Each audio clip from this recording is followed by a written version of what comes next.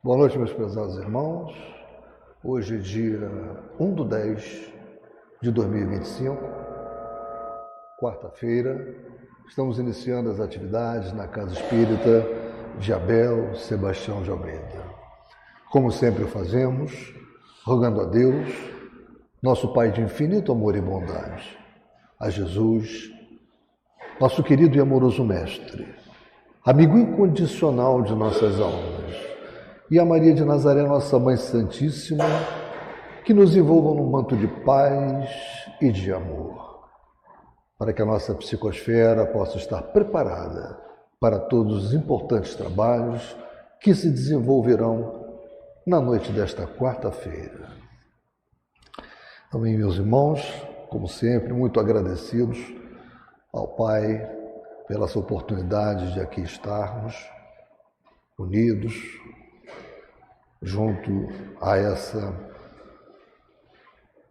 falange de espíritos protetores desta egrégora de luz que é a Casa de Abel Sebastião de Almeida, que tanto nos entendem, que nos acompanham, que tanto nos auxiliam. Então, bem, meus irmãos, nós vamos então dar continuidade, vamos fazer a leitura de uma página dessa obra Caminho, Verdade, Vida, de Chico Xavier. Eu convido a nossa irmã Luciana Richter para fazer a leitura.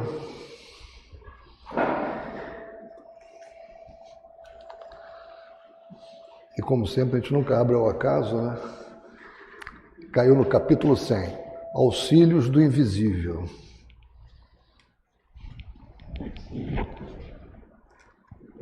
Já vai ficar bom, só você bater um pouquinho.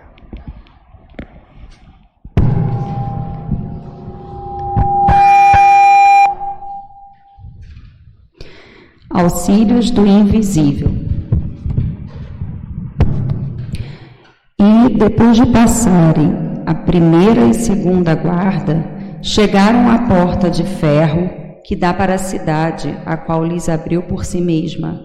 E, tendo saído, percorreram uma rua, e logo o anjo se apartou dele.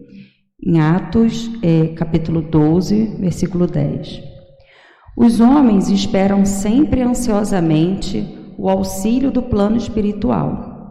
Não importa o nome pelo qual se designe esse amparo.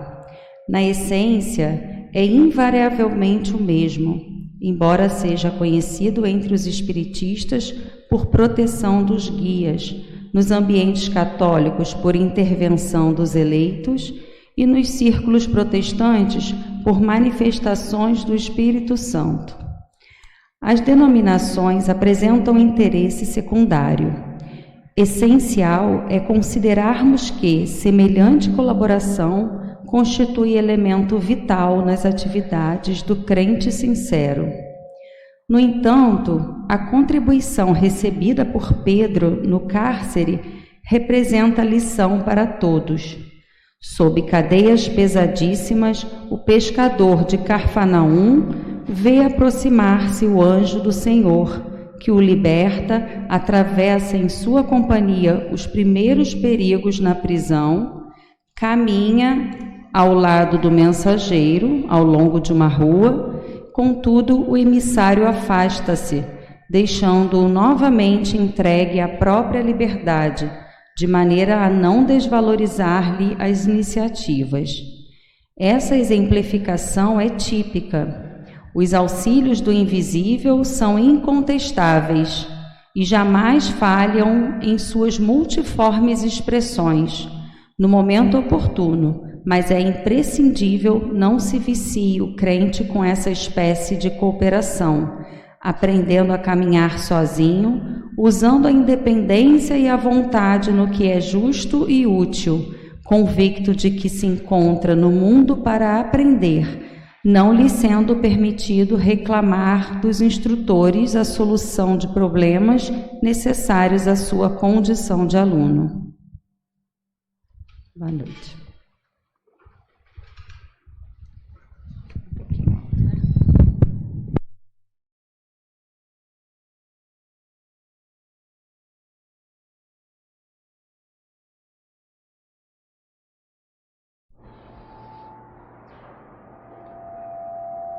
Alcir? Alcir? Acho que o som está um pouco alto.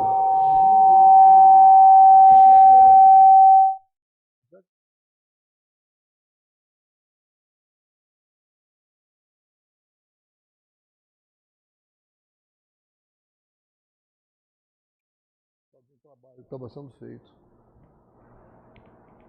Obrigado, Alcir. Bem, meus irmãos, hoje nós vamos tratar do capítulo 14 da obra que nós estamos estudando, Nos Domínios da Mediunidade. E esse capítulo, ele é intitulado Em Serviço Espiritual. Bem, antes de nós entrarmos no que está escrito realmente na obra, né, eu achei interessante colocar o tema central e fazer um resumo dele. Né? Esse tema, ou seja, o tema central desse capítulo 14 é a atuação dos espíritos desencarnados no auxílio aos encarnados, mostrando como o trabalho espiritual continua após a morte física. E eu diria mais o seguinte, não apenas isso, mas ele mostra o trabalho conjunto que é feito no plano espiritual com o concurso dos médiuns, porque nosso trabalho não termina quando nós vamos para casa. O nosso trabalho continua no plano espiritual quando nós estamos no transcurso do sono, semi-desprendidos da matéria. Nós estamos trabalhando também. Muitas vezes é a continuidade do trabalho começado aqui. E nós vamos ver que interessante. O capítulo 14 trata disso. Então, esse capítulo apresenta o Abelardo Martins, que é um espírito desencarnado. E ele é ex-marido da médium Dona Celina, que é a principal médium em termos assim, de condições mediúnicas, né, medianímicas, daquela instituição espírita onde está sendo feito esse trabalho de avaliação, de investigação por parte de André Luiz e Hilário. E esse Abelardo, ele busca uma ajuda para um outro espírito, que é o Libório dos Santos. Esse espírito Libório dos Santos, ele está num sofrimento muito grande e envolvido numa questão de obsessão recíproca com a esposa que ficou aqui no plano material ainda, que é a Sara.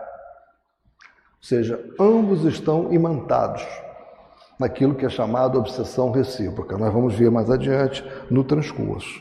E essa equipe espiritual, que é liderada pelo Aulus, organiza uma ação conjunta para socorrer o Libório e a Sara, mostrando como os desencarnados colaboram nos serviços de assistência espiritual. Abelardo, que antes tentou vampirizar a esposa, agora se mostra arrependido, né?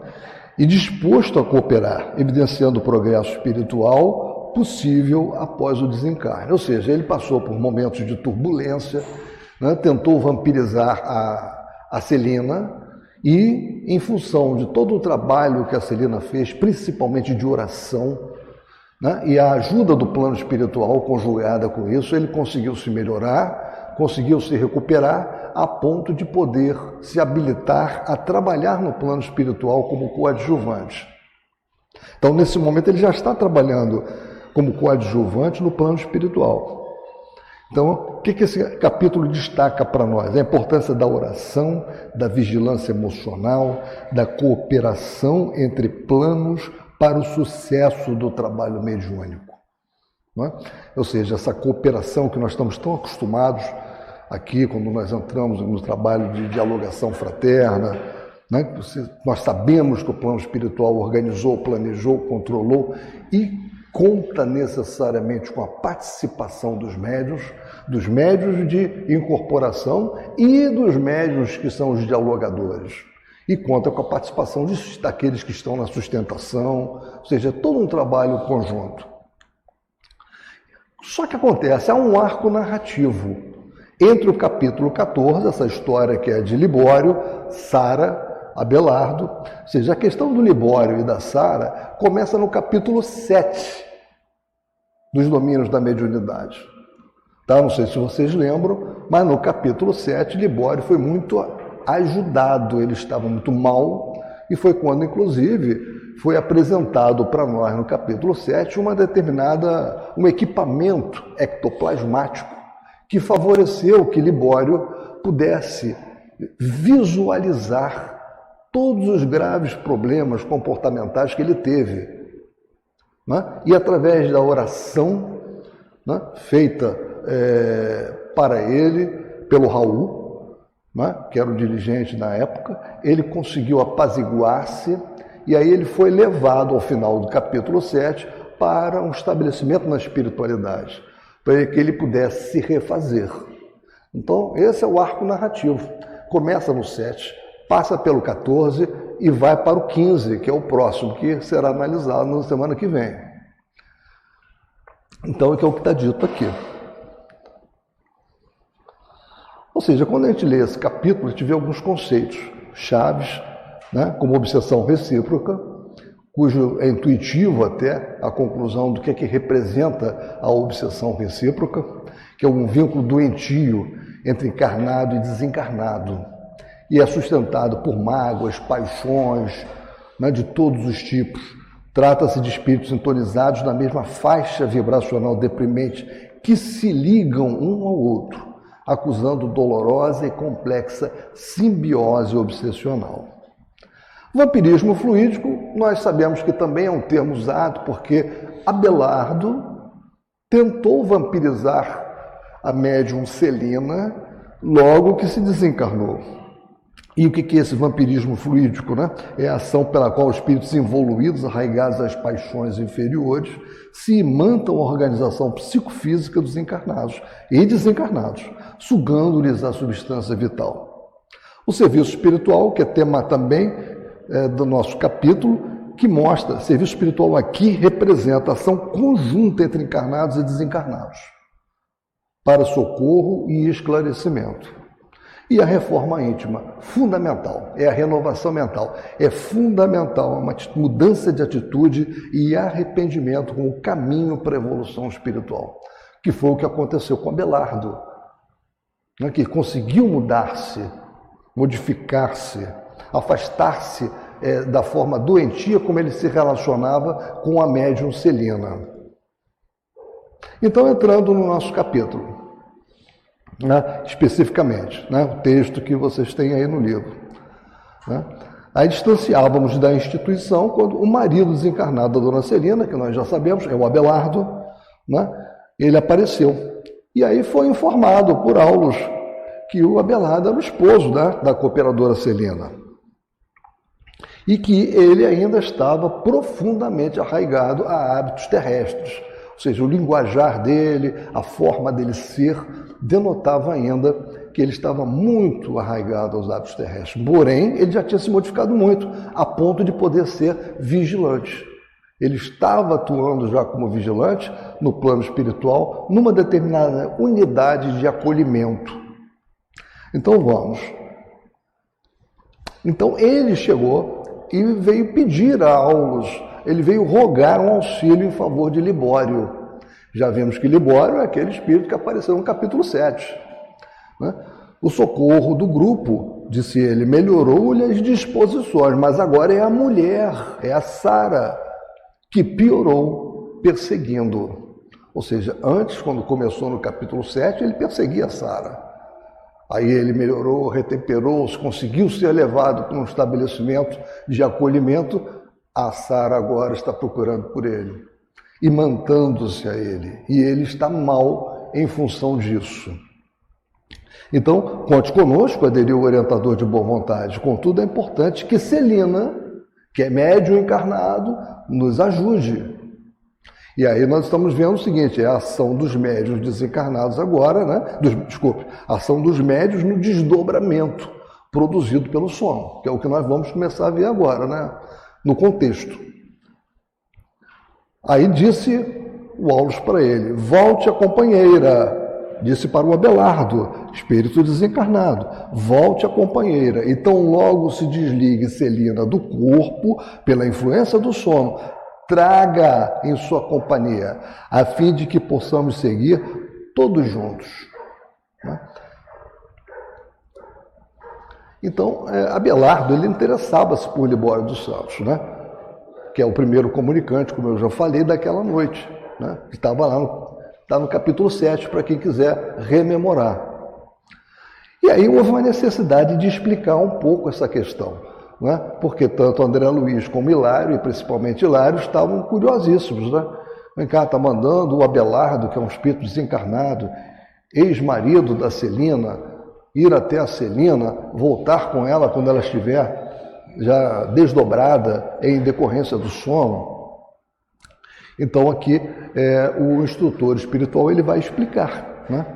Alongando explicações, informou-nos que o esposo de Dona Celina vagueara por muito tempo em desespero, né? Tentou em vão obsidiar a esposa, como eu já falei, cujo concurso reclamava qual se lhe fora simples serva. E ele está explicando para André Luiz e Hilário esse contexto, né? Reconhecendo-se incapaz de vampirizá-la, excursionou alguns anos no domínio das sombras, entre espíritos rebelados e irreverentes, até que as orações da companheira, coadjuvadas pela intercessão de muitos amigos, conseguiram demovê-lo. Ou seja, esse é o seu contexto de Abelardo e a esposa que ficou aqui encarnada. Então, após isso, após todas essas orações, toda essa ajuda, ele se curvou à evidência dos fatos, reconheceu a impropriedade da intemperança mental e, depois de convenientemente preparado pela assistência do grupo de amigos que acabávamos de deixar, foi admitido numa organização socorrista, em que passou a servir como vigilante de irmãos desequilibrados. Está naquele contexto geral que eu fiz, aquela sinopse, né? Então, o Ascente Aulos ele fez uma rápida biografia, né? Mas Hilário estava muito curioso, né? Aí perguntou Hilário: continuará ele porventura em comunhão com a esposa? Sim, elucidou o orientador. O amor entre ambos tem profundas raízes no pretérito. Apesar da diferença em que se exprimem, continuou Hilário, por que não? Acaso o Pai Celestial deixa de amar-nos, não obstante as falhas com que pautamos ainda a vida que nos é própria? Realmente, concordou meu colega, um tanto desapontado. Este argumento é indiscutível. Entretanto, Abelardo religou-se à mulher perfeitamente. Nela encontra valioso incentivo ao trabalho de autorrecuperação em que estagia. Vejam que interessante, né? Mas na posição de espírito desencarnado, chega a partilhar-lhe o templo doméstico? Hilário perguntando. Tanto quanto lhe é possível. Né? Ou seja, ele aqui esclarece o lar terreno, né? Ele, com a ternura da esposa, é o maior paraíso que poderá receber por enquanto. Diariamente ele se entrega ao serviço árduo, na obra assistencial, em favor de companheiros ensandecidos, mas descansa, sempre que oportuno, no jardim familiar, ao lado da companheira. Consagram-se ambos ao trabalho de auxílio aos doentes. Não foram apenas os cônjuges conforme as disposições da carne, são infinitamente amigos, e Abelardo agora procura aproveitar o tempo, a benefício do seu reajuste, sonhando receber a esposa com novos títulos de elevação, quando Celina for novamente trazida à pátria espiritual. E Hilário continua muito, né, cheio de dúvidas, né? E continua ele. Isso, porém, é comum? A separação dos casais é apenas imaginária? Um caso não faz regra, respondeu Aulos. Onde não prevalecem as afinidades do sentimento, o matrimônio terrestre é um serviço redentor e nada mais. Na maioria das situações, a morte do corpo somente ratifica uma separação que já exista na experiência vulgar. Nesses casos, o cônjuge que abandona o envoltório físico se retira da prova a que se submeteu, à maneira do devedor que atingiu a paz do resgate. Todavia, quando os laços da alma sobrepairam as emoções da jornada humana, ainda mesmo que surja um segundo casamento para o cônjuge que se demora no mundo, a comunhão espiritual continua, sublime, em doce e constante permuta de vibrações e pensamentos. E quem trabalhou bem essa questão, quem aproveitou bem essa pegada, né, de Abelardo com Celina, foi o Martins Peralva, nessa obra que é uma obra muito interessante para ser estudada, lida, junto com a obra Nos Domínios da Mediunidade. E ele usou 2 capítulos para tratar dessa questão de Abelardo, Libório. No primeiro capítulo, Martins Peralva resolveu tratar do espiritismo e lar, em função disso que a gente está falando agora, dessa relação de Abelardo ainda ir encontrar com a esposa que está encarnada. E ele diz o seguinte para nós, no capítulo 18 da obra dele: o fato de um esposo desencarnado, Abelardo, continuar, aqui deve ser ao lado, houve um erro aqui, ao lado da esposa ainda encarnada, a médium Celina, provoca a necessidade de buscarmos uma classificação do casamento em 5 tipos principais.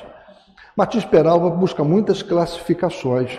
O interessante da obra dele é que ele nos ajuda a estudar mediante classificações muito didáticas. Então vejam o que ele colocou aqui, sobre os tipos principais de casamento, de matrimônio: os acidentais, os provacionais, os sacrificiais, os afins, que apresentam uma afinidade superior, como o nome já diz, e os transcendentes. E o que ele nos fala sobre cada um deles? Os casamentos acidentais é um encontro de almas inferiorizadas por efeito de atração momentânea, sem qualquer ascendente espiritual. Muito comum, né? As pessoas se encontram e resolvem, né, construir um relacionamento, um matrimônio. As provacionais, reencontro de almas para reajustes necessários à evolução de ambos. Muito comum também. Sacrificiais, reencontro de uma alma iluminada com a alma inferiorizada, com o objetivo de redimi-la. Eu, particularmente, classifico, né, a relação da médium Celina com o Abelardo como sacrificial. Os casamentos ou matrimônios afins, reencontro de corações amigos para consolidação de afetos. E os transcendentes são almas engrandecidas no bem e que se buscam para realizações imortais.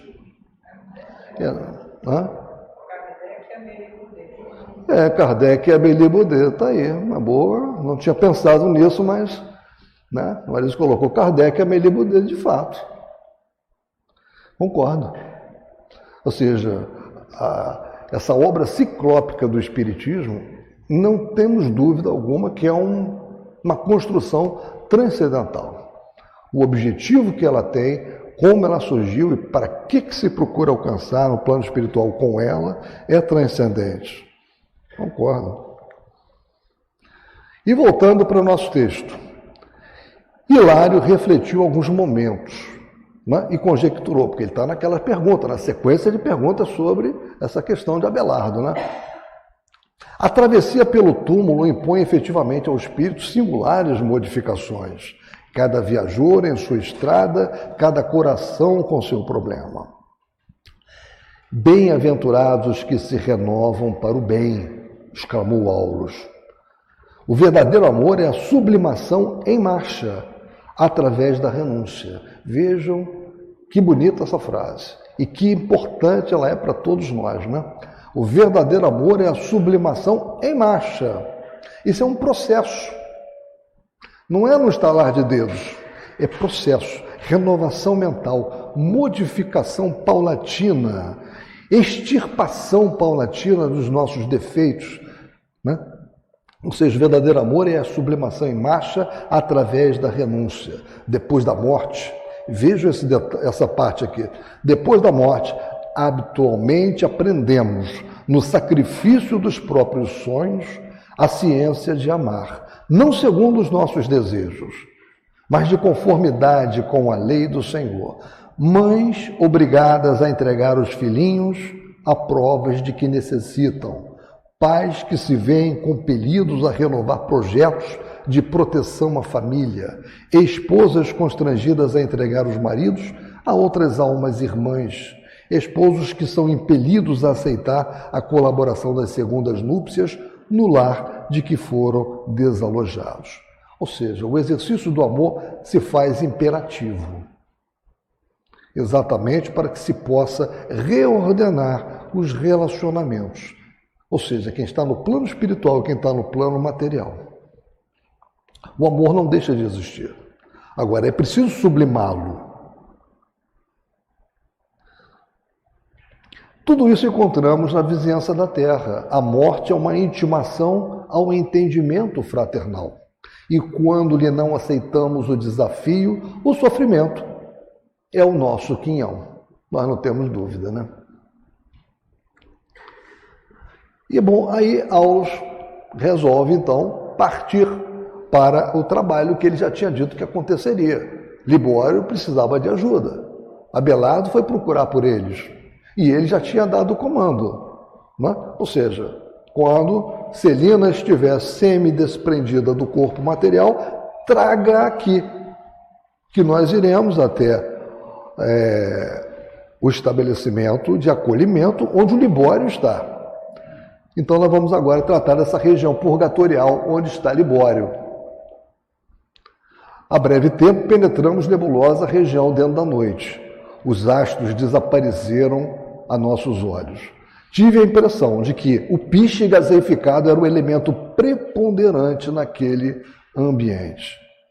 Em derredor, proliferavam soluços e imprecações, mas a pequenina lâmpada que Abelardo agora empunhava, auxiliando-nos, não nos permitia enxergar senão o trilho estreito que nos cabia percorrer.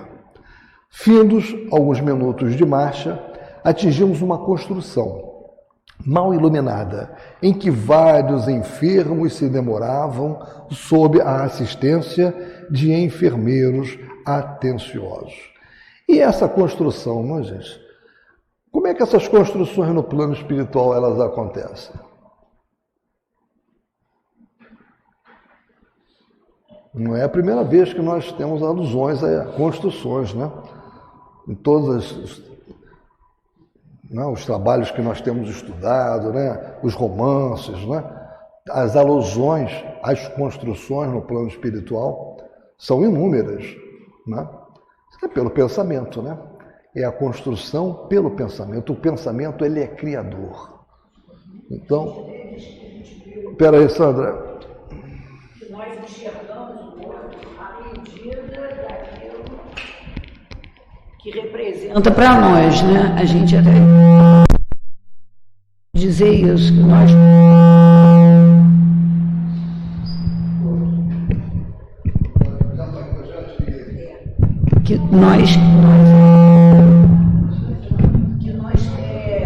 olhamos para o outro, interpretamos o outro à medida daquilo que nós já temos em pensamento formado como um padrão, né?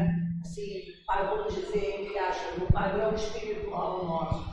Nem sempre isso é verdade, né? Você sabe, você que alguém queira falar? É que estão falando.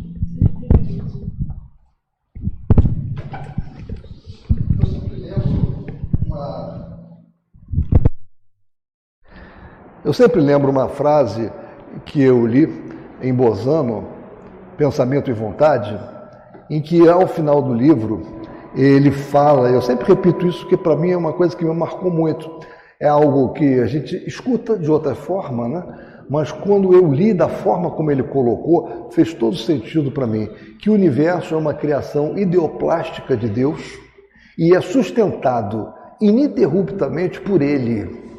Ou seja, tudo que nós temos é construção ideoplástica, decorre do pensamento divino e por ele é sustentado. Da mesma maneira, de uma forma muito pequena, né, extremamente diferente, né, porque não dá para comparar grandiosidades desse tipo, né, como comparar o finito com o infinito. Mas nós, os espíritos especializados, constroem no plano espiritual. E eles sustentam no plano espiritual. Da mesma forma que Deus sustenta todo o universo, com essa construção ideoplástica dele. Então, eles chegaram nesse local, nessa construção mal iluminada, em que vários enfermos se demoravam, né? Espíritos dementados. E estamos sob assistência de enfermeiros atenciosos. Aulos explicou que estávamos ali diante de um hospital de emergência, dos muitos que se estendem nas regiões purgatoriais. Tudo pobreza, necessidade, sofrimento. Este é meu templo atual de trabalho, disse Abelardo, orgulhoso de ser ali uma peça importante na máquina de serviço. O trabalho no bem é fundamental. Ele não é só fundamental para nós aqui, que sabemos, precisamos trabalhar no bem, praticar caridade. É a melhor forma que nós temos de começar a nos melhorarmos, a nos renovarmos mentalmente. No plano espiritual não é diferente. Abelardo tão logo se refez, né, daquela situação que ele estava crítica, porque ele estava muito apegado a Celina, tão logo ele se refez daquilo, ele foi para o trabalho, foi preparado para o trabalho, e ele está lá no trabalho, e veja como ele mudou, orgulhoso de estar fazendo esse trabalho. O irmão Justino, diretor da instituição, veio até nós e cumprimentou-nos, pediu escusas por lhe não ser possível acompanhar-nos.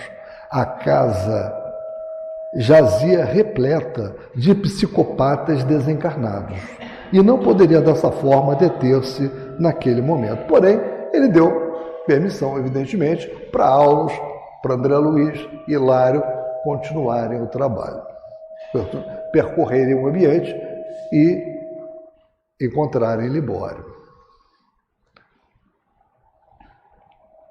Importa reconhecer, disse o assistente, né, que este pouso é um refúgio para desesperados.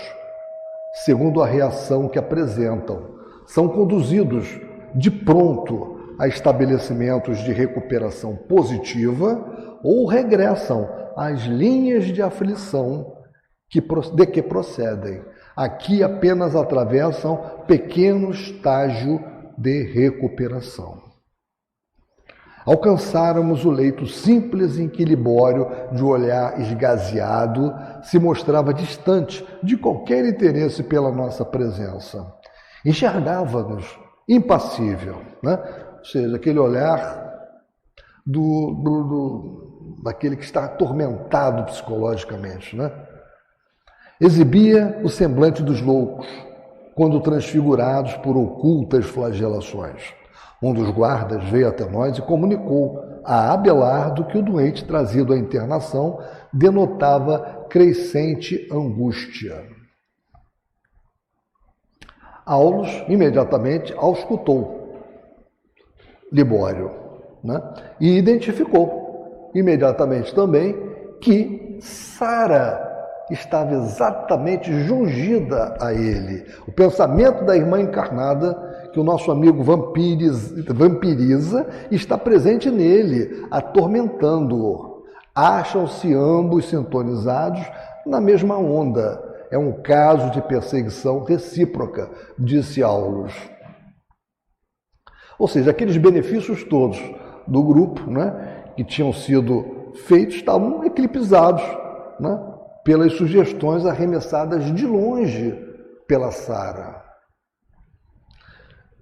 Temos então aqui, aleguei, aqui André Luiz falando, um símile perfeito do que verificamos comumente na Terra, nos setores da mediunidade torturada.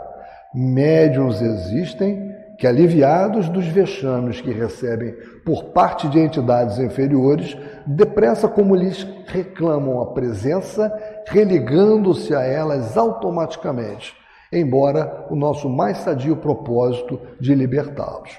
Sim, aprovou o orientador Aulus, enquanto não lhes modificamos as disposições espirituais, favorecendo-lhes a criação de novos pensamentos, jazem no regime da escravidão mútua, em que obsessores e obsidiados se nutrem das emanações uns dos outros. Ou seja, é preciso modificar as disposições espirituais. Mal acabara de formular o seu prognóstico, porque ele estava falando, Sara está ligada a Libório. O problema de Libório é essa conexão de Sara com ele. Então, mal ele acabara de formular esse prognóstico, e a pobre mulher, desligada do corpo físico pela atuação do sono, apareceu à nossa frente, reclamando feroz. Ou seja, veja o estado dela de desequilíbrio, né? Falando o nome dele, várias vezes, Libório, Libório. Por que te ausentaste? Não me abandones, regressemos para a nossa casa. Atende, atende. Que vemos? Exclamou Hilário intrigado. Não será esta a criatura que o serviço desta noite pretende isolar das más influências? Todo o trabalho do capítulo 7 foi para isolar Sara da má influência de Libório. Foi feito o trabalho no capítulo 7, levou-se Libório para esse estabelecimento, e o que é que nós estamos vendo agora? Sara se deslocando durante o sono para encontrar Libório. Ou seja, a reciprocidade ali, né? E porque o orientador respondesse de modo afirmativo, meu colega continuou. Deus de bondade, mas não está ela interessada no reajustamento da própria saúde? Não roga socorro à instituição que frequenta? Isso é o que ela julga querer, explicou Aulus, cuidadoso.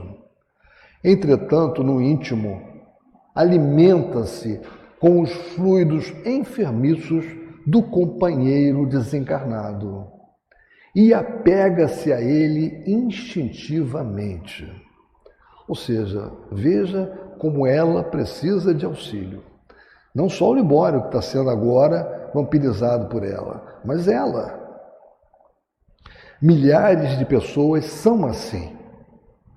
Registram doenças de variados matizes e, com elas, se adaptam para mais segura acomodação com o menor esforço. Dizem-se prejudicadas e inquietas. Todavia, quando se lhes subtrai a moléstia de que se fazem portadoras, sentem-se vazias e padecentes, provocando sintomas e impressões com que evocam as enfermidades a se exprimirem de novo em diferentes manifestações, auxiliando-as a cultivar a posição de vítimas, na qual se comprazem. Isso acontece na maioria dos fenômenos de obsessão. Ou seja, esse conúbio, esse ajuste tácito entre obsessor e obsidiado, onde numa verdadeira gangorra macabra, aquele que é o obsidiado, em outro momento, torna-se o obsessor, ambos se nutrindo, né? Como acontece, né, em Sexo e Destino. A gente vê isso em outras obras também, né? Mas em Sexo e Destino você vê ali como a relação de Cláudio com os espíritos perturbados que estavam ali, um precisando das emanações etílicas, né? E provocando nele a necessidade de beber, e ele querendo beber também, e o outro precisando das emanações tabagísticas, né? Cláudio querendo também fumar, e o outro ali aproximando-se dele, fazendo aquilo que André Luiz chamou de enxertia fluídica. Um encontro tão forte, tão terrível entre os dois, que era, segundo André Luiz, né, na imagem que André Luiz fala, É como se fosse um sapato se amoldando ao pé. E tão grande o interesse de ambos ali. E aqui eu tirei dessa obra que eu já falei para vocês, estudando a mediunidade do Martins Peralva, né? Tentei fazer também na inteligência artificial algo que ficasse parecido, né? Mas eu não conseguia. Aí eu resolvi desistir, eu falei, não, vou fazer menção da onde eu estou extraindo, tiro aqui, boto, tá? Então, esse trabalho artístico foi retirado de Estudando a Mediunidade. Martins Peralva. E vejam o que ele mostra aqui para nós, né? Olha só, Sara, no semidesdobramento provocado pelo sono, dirigindo-se ao plano espiritual, conectada a Libório, conseguindo encontrá-lo aqui, né? Ou seja, e o que ele nos mostra aqui, né? Durante o sono, Sara abandona o corpo e procura inquieta o espírito de Libório, recolhido a um posto de emergência no espaço, num exemplo típico de obsessão recíproca. Algo gravíssimo, basta ver a descrição que é feita de Libório, como ele está, né? Então, encarnados e desencarnados se prendem uns aos outros, sob vigorosa fascinação mútua, até que o centro de vida mental se lhes altere. Ou seja, isso é fundamental. Para desconectar, é preciso atuar no centro da vida mental. É preciso modificar. É por esse motivo que, em muitas ocasiões, as dores maiores são chamadas a funcionar sobre as dores menores, com o objetivo de acordar as almas viciadas nesse gênero de trocas inferiores. E, vem cá, será que isso é de pouca ocorrência, de pouca frequência, ou é muito frequente? Alguém gostaria de fazer uma observação? Eu acho que a gente vê isso sistematicamente aos quartos-feiras aqui. É muito frequente. É muito frequente, não é, Glória? O encarnado, que se diz obsediado, que pede assim, é extremamente importante, a gente está percebendo. Exatamente. Recebe a orientação de que, mas por que ele não se modifica? Né? Ou, eu tentei, já é a segunda, terceira vez que eu venho aqui, mas ele me chama. Né? A gente ouve isso todas as quartas-feiras. Os trabalhos em mesa, né? A espiritualidade e os encarnados e os desencarnados pela nossa própria perfeição, né? Pela nossa dificuldade de alterar o nosso quadro. Exatamente. Em ligação com essas histórias antigas. Né? E não apenas, né, entre encarnados e desencarnados. Entre encarnados e encarnados também. Isso é muito frequente. A esse tempo, a recém-chegada conseguira beirar-se, ou seja, quem é a recém-chegada? É a Sara. A recém-chegada conseguira beirar-se mais intimamente de Libório, que passou a demonstrar visível satisfação. Sorria ele agora à maneira de uma criança contente. Identificando, porém, a presença de Dona Celina, a infeliz bradou colérica. Ou seja, ela teve um ataque ali de ciúme. Né? Quem é esta mulher? Nossa abnegada amiga avançou para ela com simplicidade e implorou: minha irmã, acalme-se. Libório está fatigado, enfermo. Ajudemo-lo a repousar. Aí ela ficou ensandecida. Né? A interlocutora não lhe suportou o olhar doce e benigno. E longe de reconhecer a prestimosa médium do grupo a que se associara, ou seja, ela se associou ao grupo. Ela foi muito ajudada no capítulo 7. Capítulo 7 que não foi tanto Celina, mas foi Eugênia que trabalhou no processo ali de afastamento de Libório, né? Então, a interlocutora não lhe suportou o olhar doce e benigno e, longe de reconhecer a prestimosa médium do grupo a que se associara, enseguecida de ciúme, gritou para o enfermo palavras amargas que não seria lícito reproduzir e abandonou o recinto em desabalada carreira. Libório mostrou evidente contrariedade, porém Aulos aproveitou a oportunidade, né, para aplicar-lhe passes, restituindo-lhe a calma. Né?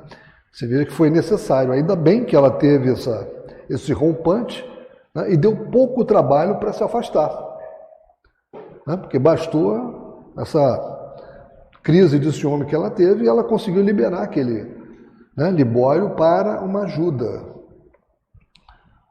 Em seguida, o assistente nos disse amorável: como vemos, a bondade divina é tão grande que até os nossos sentimentos menos dignos, ou seja, esse ciúme, né, são aproveitados em nossa própria defesa. O despeito da visitante encontrando Celina junto do enfermo dar-nos-á tréguas valiosas, de vez que teremos algum tempo para auxiliá-lo nas reflexões necessárias. Quando acordar no corpo carnal pela manhã, nossa pobre amiga lembrar-se-á vagamente de haver sonhado com Libório, ao lado de uma companheira, pintando um quadro de impressões a seu bel prazer. Porquanto, cada mente vê nos outros, aquilo que a Sandra nos falou aqui, cada mente vê nos outros aquilo que traz em si mesma. Foi bem colocado, Sandra, naquela hora. Abelardo estava satisfeito. Acariciava o doente, antevendo-lhe as melhoras. Hilário, semi-espantado, considerou: o que me assombra é reconhecer o serviço incessante por toda a parte, na vigília e no sono, na vida e na morte. Ou seja, trabalho é incessante. Respondeu Aulos sorrindo: sim, a inércia é simplesmente ilusão, e a preguiça é fuga, que a lei pune com as aflições da retaguarda. Mas a nossa tarefa estava agora cumprida, e por isso afastamo-nos. Daí a minutos, despedimos-nos, prometeu o assistente reencontrar-nos para a continuidade de nossas observações na noite seguinte. Então, como eu falei para vocês, esse arco narrativo termina semana que vem. Ou seja, nós recuperamos o que aconteceu no capítulo 7, vimos no capítulo 14 agora, né, a ajuda que começou a ser encetada para Libório, a desconexão dele com Sara, e vamos ver o que vai acontecer no capítulo 15, semana que vem. Bom, pessoal, então, terminamos o capítulo 14, da obra Nos Domínios da Mediunidade. Aguardemos, não deixemos de ler antes o capítulo 15, para ficar mais emocionante na semana que vem. E vamos então nos preparar agora para a segunda parte.